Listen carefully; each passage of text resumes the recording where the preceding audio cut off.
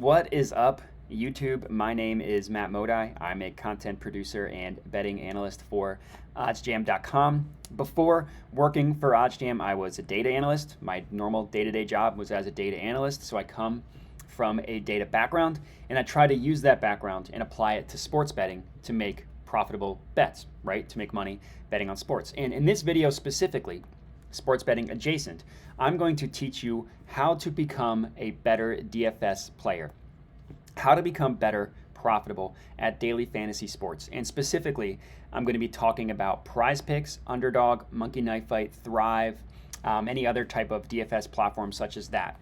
So for those of you watching this, I'm assuming you know how these platforms work, but I do think it's important to understand that before we get into it. So when you're using a DFS platform, PrizePicks, Underdog, whatever, the way it works is you have the same exact payout depending on the number of legs you have in your entry, right? For those of you sports bettors that aren't familiar with DFS, essentially it's a player prop parlay. That's all DFS is. It's a player prop parlay. You're parlaying multiple player props together. The higher or the more plays you add, the higher the payout. The huge difference between DFS and sports betting is for DFS, you have the same exact odds no matter what plays you add. So any two-leg entry on PrizePicks, Underdog, is going to be plus 200 odds. You're going to double your money no matter what. Doesn't matter what plays you have.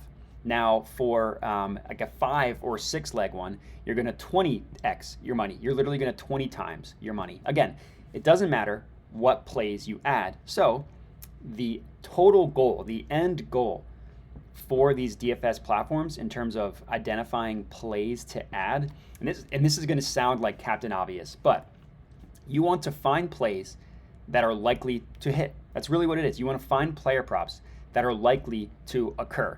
Now, again, I understand how dumb that sounds. Oh, Matt, so you're saying you want to place bets that are going to hit.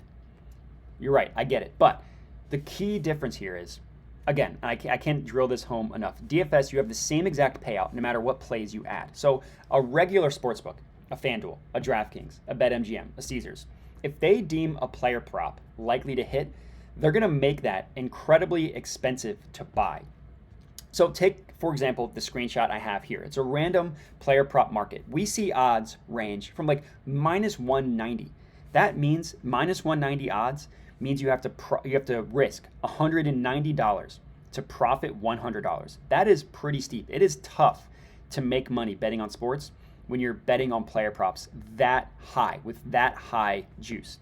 The sportsbook, BetMGM, Caesars, whatever, they think that this player prop is likely to hit, so they're going to make it more expensive to buy. Well, if you're using a DFS platform, it doesn't matter how likely they deem it is to hit. They're giving you the same exact implied odds regardless. So the way to make money betting on DFS, the way to be a better DFS player, you just find player props that are likely to occur. So I'm going to talk about that in more detail. That's the main strategy. I know it sounds stupid, so we can talk about it. And I have up on my screen here, what I have up is the OddsJam positive expected value page. So this is the same screenshot that I actually just showed you. It's Nicholas Claxton under 2.5 steals and blocks. So the major sports books that price this, taking out Monkey Knife Fight because that's a DFS company, Pinnacle, which is the sharpest sports book in the world, they deem this bet to be minus 202 odds. DraftKings at minus 185, Caesars at minus 189, BetMGM at minus 190. All four of these sports books think that him going under this prop, Nicholas Claxton under steals and blocks, under 2.5, is incredibly likely. So they're making it incredibly expensive to buy, right? Makes sense. But using a platform like Monkey Knife Fight, you're getting minus 137 odds regardless. And let me explain this for a second. So the minus 137, that's the implied odds of an individual leg on a two-leg entry, right? The way it makes sense is, I mentioned, any two-leg entry, you're going to double your money. So if you go to oddsjam.com and you go to parlay calculator, you type in minus 137 odds for a two-leg parlay, right? It has plus 200 odds. So if I risked $20, I would profit 40, total payout of 60. That's where the plus 200 comes from. So what that means is the individual leg is at minus 137. Leg 1, minus 137. leg 2 minus 137. So this is a profitable player prop on on Monkey Knife Fight, because we're getting minus 137 odds on Monkey Knife Fight, but the actual sports books themselves that price odds individually price this all the way at minus 162. So they think that this bet should be priced at minus 162 if you were pricing it individually. Monkey Knife Fight is giving it to us at minus 137. And this column here, these no vig odds, are very important to understand. The way it works is, so we see a difference in odds, right? We see minus 202, minus 185, whatever. Sportsbooks are going to have different odds for a play, right? Taking out DFS, regular sportsbooks are going to have different odds depending on the plays, right? Well, not every sportsbook is created equal. And what I mean by that is not every single sportsbook is going to have the best odds, is going to have the sharpest lines. Some are sharper than others. And OddsJam collected thousands and thousands and thousands, millions of data points to determine what sportsbooks are the sharpest. So OddsJam backtested thousands of betting opportunities. They collected millions of data points and used that data to determine what sportsbooks consistently do the best job at pricing odds. Once that determination had been made, you can find the true line of a market using those sportsbooks. So that's exactly where this number comes from. It's the line pulled from the sharpest sportsbooks in the world. Again, which they deem this to be minus 162. So another thing that I find fascinating about sports betting, and it might just be me, I don't know, because I come from data, I come from math, but all odds have a win percentage associated with them. So whenever sportsbooks are pricing odds, all they're doing is they're deeming a win percentage to that bet. So they run their model, they run their algorithm, and they say, this bet's going to hit 50% of the time. 50% bet equals plus 100 odds. That's all they're doing. So you can actually deem the win percentage of these sports books, that what they deem a bet, how likely it is to occur, what win percentage associated with that bet, just by using the odds. And you can go to OddsJam odds converter calculator. And so let's pretend like minus 200. If a sportsbook deems something to be minus 200, they think that bet has roughly a 66% chance of occurring, right? It's going to hit 2/3 of the time. Minus 150 equals 60%, so it's going to hit 6 out of 10 times, and you can play around with it. So what I have up here is the OddsJam positive expected value page, which you can filter specifically for DFS books to give you the best plays.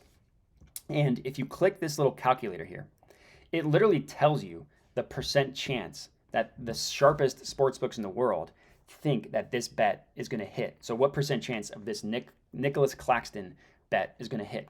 This one, it's going to hit 62% of the time.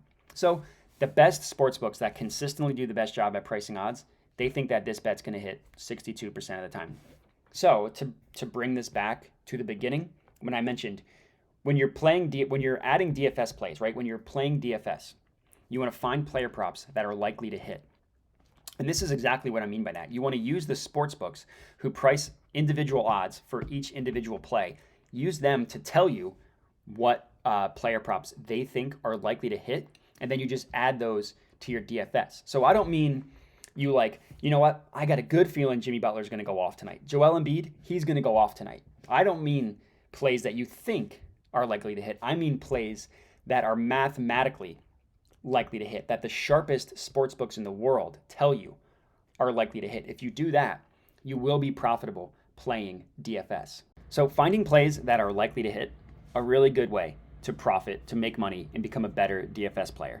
Another way in which you could find profitable player props to add to your DFS entries, use a tool like the OddsJam screen. So the way the OddsJam screen works is you choose a market. In this case, I have NFL player passing yards, and it pulls up where every single sports book gives their yards or their stats for whatever prop you have. In this case, again, player passing yards. So if you have all of the information on one screen, you can use the sports books to, similar to what I was showing you before, to show you what a market should truly be priced at, and you can use the DFS platforms to take advantage of any DFS platform that might have a mispriced line. And this Dak Prescott player passing yards is showing you exactly what I'm talking about. So Monkey Knife Fight prices Dak Prescott's passing yardage prop to be at 255.5. 255. Look at where every other sportsbook has his player prop passing yards at. The closest one is FanDuel in FoxBet at 247.5. That is 8 yards lower than what Monkey Knife Fight is giving you. Look at the rest of the sportsbooks. We see 246.5 and we see 241.5. And if you look at, again, the sharpest sportsbook in the world, prices this at 241.5. That's 14 yards lower. Again, 14 yards lower. That is insane. For a player prop like this, 14 yards is a huge deal. That's like 20%, depending on how you want to calculate the difference. It's a huge deal. But not only does Pinnacle price this under price this under at 14 yards lower at 241.5.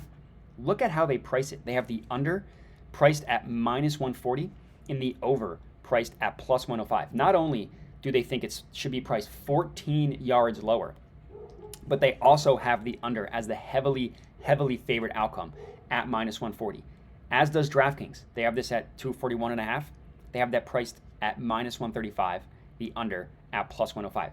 Heavily favoring it, going under. So pulling up every single sportsbook on one screen, such as this, makes it a really easy way to identify outliers across the rest of the sportsbooks, right? Every other sportsbook, they think it should be priced significantly below this amount. Well, this under is a really good play on Monkey Knife Fight. And all you need to, it's a really good play on Underdog too, but even better on Monkey Knife Fight. So all you need to do, just identify the sportsbooks that you are looking to place your wager on, whether it's an actual sportsbook itself, like FanDuel, or a DFS play, like Monkey Knife Fight, PrizePicks, and Underdog, and just compare it to the rest of the betting market. Every single sportsbook is telling you his passing yardage is going to land somewhere between like 241 and 247, right? That's the most likely scenario. We're getting him to go under 255.5. So this is another way in which you can use data, use the sportsbooks against each other, and use the sportsbooks to identify profitable DFS plays. So you want to find player props that are likely to occur, that the sportsbooks are telling you are likely to occur, and you also want to identify outliers to the rest of those sportsbooks as well. So the two main ways to be a profitable DFS player, to become a better, to level up as a DFS player, do exactly what I talked about. Find player props that are likely to occur, and I mean mathematically data-driven, likely to occur, that the sportsbooks are telling you are likely to occur, and then also use the sportsbooks to identify outliers on the DFS platforms. So I hope this video made sense to you guys. If you have any questions, please, I would love to hear from you. Comment the video and ask questions, or hit us up via email, contact@oddsjam.com. But as far as this video goes, that's all I got. If you did enjoy it, I would appreciate if you could like, comment, and subscribe. That helps me out a ton as a content producer for OddsJam. That helps me out a ton. But that's it. So thank you, everybody, for watching, and have a good one.